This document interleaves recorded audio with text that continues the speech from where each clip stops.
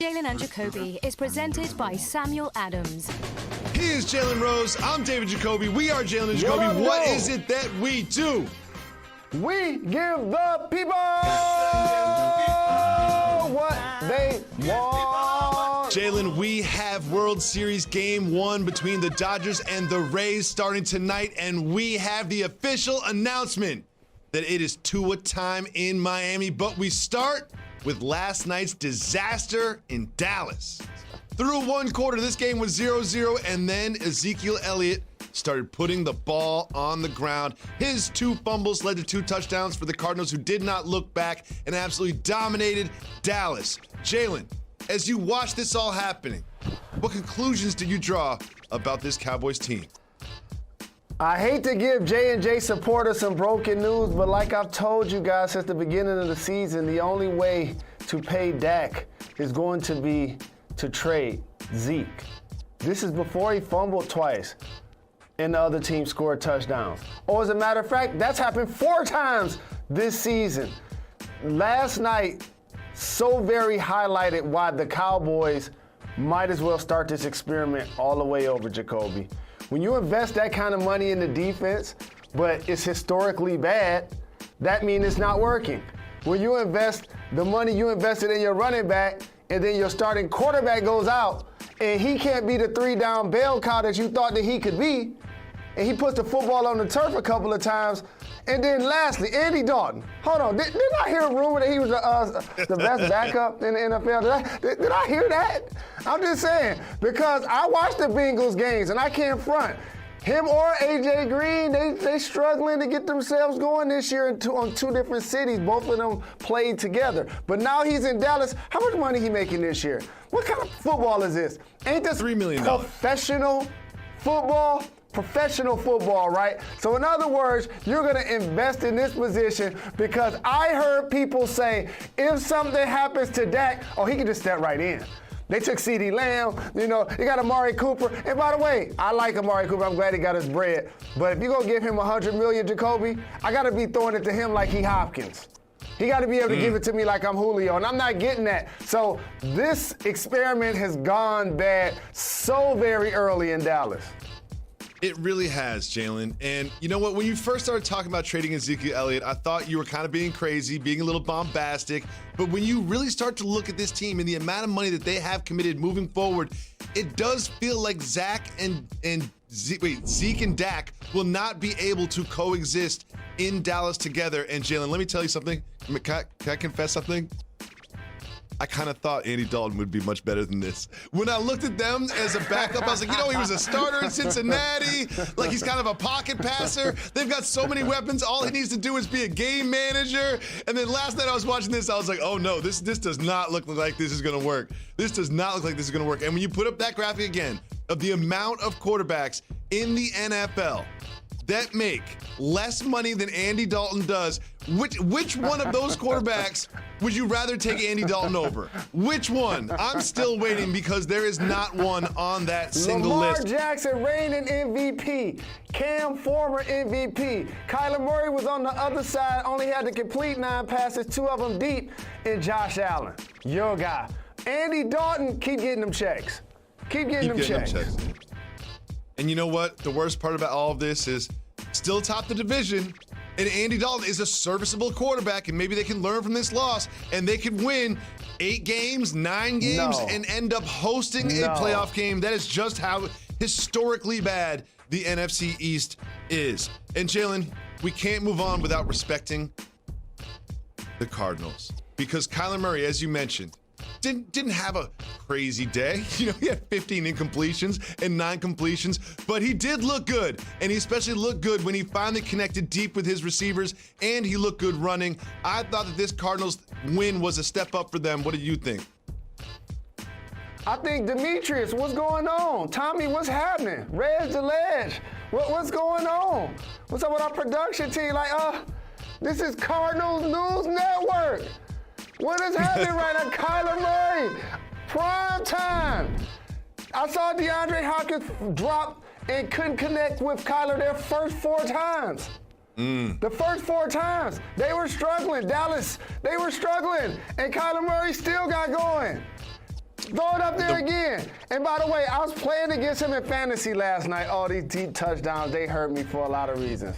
You know what I mean? In one hand, I was rooting for the Cardinals to get it done, but I wanted DeAndre Hopkins to be catching these touchdowns. Do you realize I was trailing by 1 point? By 1 point going into tonight.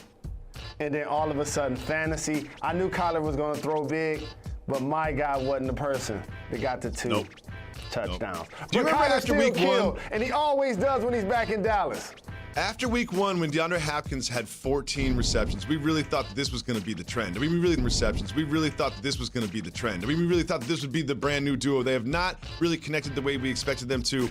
And as you mentioned, 9 completions against this defense. Let me just demonstrate to you just how bad this defense is. We've all heard it, but they are historically bad. The most points allowed through 6 games. It hasn't happened since 1961, the year you were born, Jalen. Your entire lifetime, you have never seen a defense give up this many points through this many games. But before we move on, I have to talk about a defender on the other side of the ball, and that was the star turn last night of Budda Baker, the safety for Arizona. He had a sack. He had a forced fumble. He had an interception. He had 7 tackles unassisted on this game. It was a star turn for him, and I wanted to make sure before we moved on that we celebrated Budda Baker.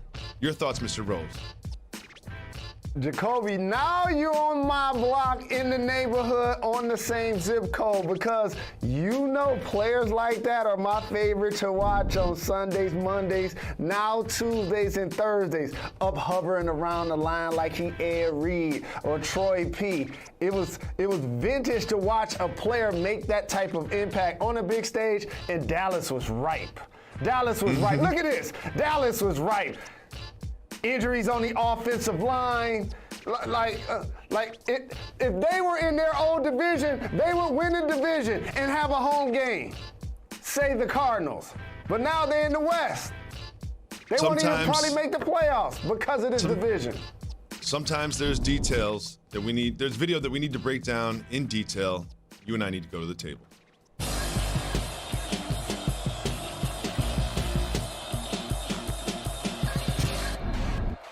Cowboys fans are so passionate. This season has been so terrible that it brought this man to the brink. There he is. He bought tickets to the big game on Monday night with his girlfriend, and all she can do is console him as the Cowboys fall apart. Jalen, your thoughts? See, I got a position that's probably not popular right now. She deserves better, dog. What? She deserves better, dog. How do you know that? She deserves better. She deserves better. First off, you that salty that the Cowboys lost? Second, you that surprised? He must have had money on the game. That's what it is. He had money on the game. Now this makes sense. She knows that he was betting on the game, and that's how he bought the tickets, and she understands that they may not have a ride home or may not be able to pay the mortgage because he was betting on the game. That's all it had to be. It makes total sense now. Other than that, you deserve better. She deserves better. I bet you right now her DM's blowing up. Her Twitter followers got up. This clip been on all ESPN. It's been everywhere. I'm telling you, she got people that she went to school with. Is that you, girl? Old boyfriends. Everybody you deserve better. I'm telling you, that's what the whole world is telling her right now. I guarantee you, this time next year, she'll be at a game, but it probably won't be with him. That's what I predict. That's all I'm saying. Here's what happens. Is he had all his money in that game. I thought he was just a passionate fan, but he had all his money on that game. He's sitting there being like, babe, I think I have to start an OnlyFans because we need to get this Uber home. Moving on to the other Monday night football game. No, don't say it. Do not say it. That's what I did not want you to say. Let's move on to the other game on Monday. This was the early game Monday at 5 o'clock. We had my Bills against the Chiefs, and the Chiefs just absolutely ran all over the Bills. When we think about the Chiefs, we think about Patrick Mahomes and Mecole Hardman and Hill and Kelsey, but this was Clyde Edwards-Helaire just running all over the Bills. What did you think about the rushing attack leading the Chiefs offense? So this is your prized rookie. You bring him in to be a game changer, and then you sign a seasoned veteran this week. Eric B. for president understands. They basically the same height, the same stature as he was when he was a running back. Gave him the most carries this year. so he got the most yards this year. We want you to feel good about yourself, young fella. We're not going to take snaps away from you. As a matter of fact, we're going to add to what we're doing. And Sammy Watkins been in and out of the lineup, and I saw Hardman drop a couple of balls this season. Le'Veon Bell now is going to be that Swiss Army knife that they line up all over the place. It's not going to be like a traditional running back. He's shown that he can basically be like a wide receiver. And all of these trick offense, you saw Henry get the direct snap to win the game for the Titans. Those are the type of things they're going to be able to do with Le'Veon Bell, plus have him run routes. He's going to be taking some of Hardman snaps at wide receiver. I think it really is interesting. More special teams. It's interesting to propose that they will break out Bell as sort of a receiver, because one thing I know about the Chiefs offense is sometimes they do so much after the snap. So many fake reverses and so many ball fakes and so many tricky things they do in the backfield to hold linebackers and fool safeties. And you add Le'Veon Bell to some of these actions, it's just going to be like you can't game plan for this team offensively. Look at all this motion they have, these jet sweeps. They're going to start involving Le'Veon Bell in these. And it is going to be something that you have not seen before. Like, I feel like Patrick Mahomes is going to get in the huddle and start calling the play, and he's not going to be done until there's like 4 seconds left on the play clock, because there's going to be so much motion and so much going on in the backfield. Giving Le'Veon Bell as a weapon to Bieniemy and Mahomes and Reed really does not seem fair. And you saw Clyde Edwards-Helaire. He knows that Bell is coming. He's like, okay, oh, you got somebody to replace me? You got somebody to take some snaps away from me? Watch what I do to this Buffalo Bills defense. Congratulations to Clyde Edwards-Helaire. He needed a big game like this, hadn't played like this since week 1, and he absolutely did it. But however, there's something that even I, a brand new Bills fan, needs to mention. Josh Allen didn't look great. Remember when he was in the MVP conversation and they were 4-0? Josh Allen, he didn't look great. Now, you know what I'm going to do, Jalen? You know what I'm going to do? I'm going to do something that you always do. I'm going to sing. I'm going to blame it on the rain. Yeah. It was too rainy out there for him. Too rainy. They had to run the ball. He lost the touch. I can't even blame it on the rain. Josh, look at what he looked like in the first 4 games. He was in the MVP conversation, but then you know what they did? They played the Tennessee Titans, who went to the AFC Championship. And then they played the Kansas City Chiefs. Where did they go? Oh, right, they won the Super Bowl. We need to see Josh Allen do it against top-level competition, and we will get that chance because next week they play the New York Jets. Oh, wait. New York Jets is going to be a great little tune-up before they actually do face top talent. Jalen, we have so much more to discuss, including the World Series. Game 1 happens tonight. We'll break that down and much more. You are watching Jalen and Jacoby. Coming to you live from Pier 17 in the South Street Seaport and brought to you by Chase. Welcome back to Jalen and Jacoby. Jalen, we will discuss Tua Tagovailoa being named the starter of the Miami Dolphins. But first, we have to turn our attention to the Los Angeles Dodgers and the Tampa Bay Rays, who face off in World Series Game 1 tonight. It is Clayton Kershaw who will take the hill for the Dodgers. Jalen, over the course of his career, he has a playoff versus regular season problem, and it has followed him everywhere he has been. And when you look at the numbers, they're undeniable. There is a large difference between his performance when it's the regular season and when it's the postseason. Why do you think that is, and do you think he can get away from that this evening against the Rays? I think he's going to get away from those poor past performances in this series because the Rays strike out a lot. As a matter of fact, more than any team in baseball, and that's going to give Kershaw confidence. And with the way his bats have been going, hitting home runs at such a high rate, Bellinger, Seager, and my guy in the outfield, snatching home runs like it's not nothing. Okay. I think they're going to give him the support that he needs. And the Dodgers, this kind of reminds me of watching the Lakers against the Heat. I want to give the Rays credit for making it there. I want to give the Heat for credit for making it there. But this is the Dodgers World Series. Just like that was the Lakers NBA champion. This is the Dodgers World Series. They've been there 3 of the last 4 years. This is their World Series. They're going to get it done this year. If the Tampa Bay Rays, as you use the analogy, have their Jimmy Butler, it is the rookie Randy Arozarena. He has been absolutely on fire, seemingly coming out of nowhere. In this postseason, he has a .382 batting percentage. He has hit 7 home runs. And in Game 7, in the first inning, he hit a 2-run home run that really propelled them to win that series. If this is the Lakers versus the Heat, the Jimmy Butler, the single person that could propel the Tampa Bay Rays to a win is Randy Arozarena. Keep an eye on that in South Florida, and we have some other big news coming out of the region. It is now official that Ryan Fitzpatrick is the backup quarterback in Miami, and it is Tua time. Why do you think they made that decision? Because as much as we talked about the NFC East, because they have those large markets that play in that division, the same thing applies in this one. Brian Flores like, we got a chance to do something this year. Let's get this young fella that we took so very high in the draft some experience. And once he goes out there last week and shows that he's healthy, and I appreciate the emotion that he shared when he FaceTimed his family on the field, it was like, if he's ready to go, you look at the other 52 guys, you put him out there and see what we can do the rest of the year. I've always been a fan of this, and we don't know what he looks like in practice, and we don't know where his head is in terms of understanding the playbook, but it got to a point where Brian Flores said, the future of this franchise is this man under center. And I've seen what he can do in practice.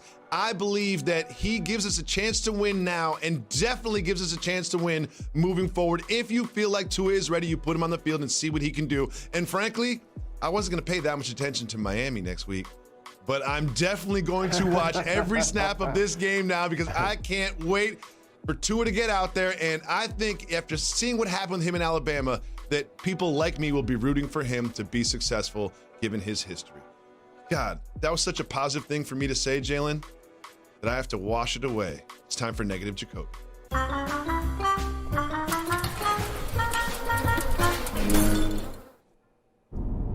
Sometimes things are so universally accepted and universally loved that I just have to go negative on them.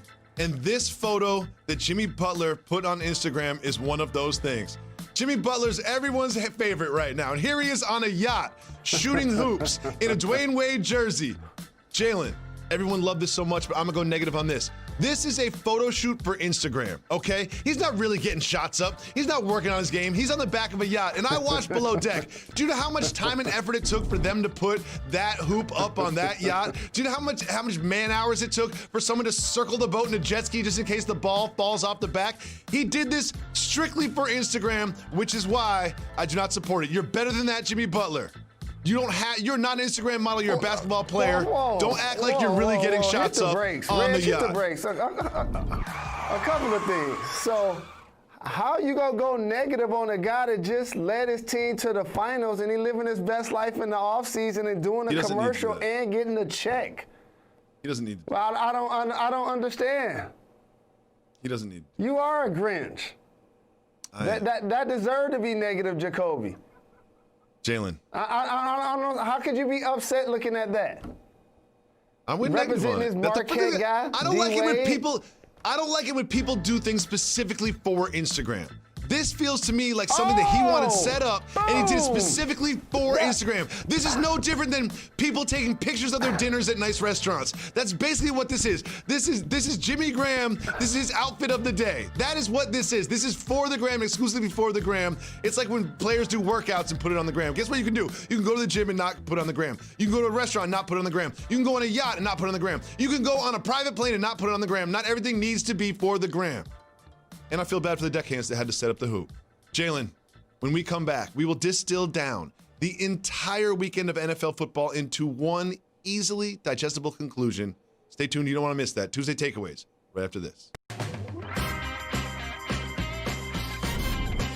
Saturday, 2 p.m. exclusively on ESPN Plus pay-per-view. It is Khabib versus Gaethje. Huge fight in the UFC lightweight championship division. Welcome back to Jalen and Jacoby. Jalen, every Tuesday we take down all of the football games we watched and we distill it down into one simple conclusion. It is time for Tuesday's Takeaways. Jalen, what is your takeaway from this weekend in the NFL? You notice one of us is wearing a jersey, Die Hard. The other one wasn't, Die Easy. So I want to engage each fan base in the NFL. Ask yourself, is Ryan Tannehill outperforming our current starting quarterback? That's what I took away. When he was in Miami, he didn't necessarily go so well, dealt with some injury, had to reinvent himself. Not playing with the Titans led him last year to the playoffs. They even beat the Patriots on the road. Now he's still playing well and had a big-time game-winning drive in the previous game. Ask yourselves, fans, is Ryan Tannehill better than my quarterback? I could only come up with 6 quarterbacks who I would take as a starter over Ryan Tannehill in the NFL right now. Jalen, I was watching all these games, and there's so much good football on Sunday and on Monday and sometimes even on Tuesdays and Thursdays. But you know what? There's a lot of bad football teams too. Take a look at this stat. There are 10 teams in the NFL with 1 or fewer wins. That has not happened in history. Since the merger in 1970, according to Elias, this has never happened. There has never been 10 teams after 6 games going into week 7 that had 1 or 0 losses. We are watching historically bad football, but you know what? I'm still going to watch it every single Sunday, and Trevor Lawrence is out there. If you're one of those fan bases, don't forget, Trevor Lawrence is out there. We will be back tomorrow on ESPN at 2 p.m.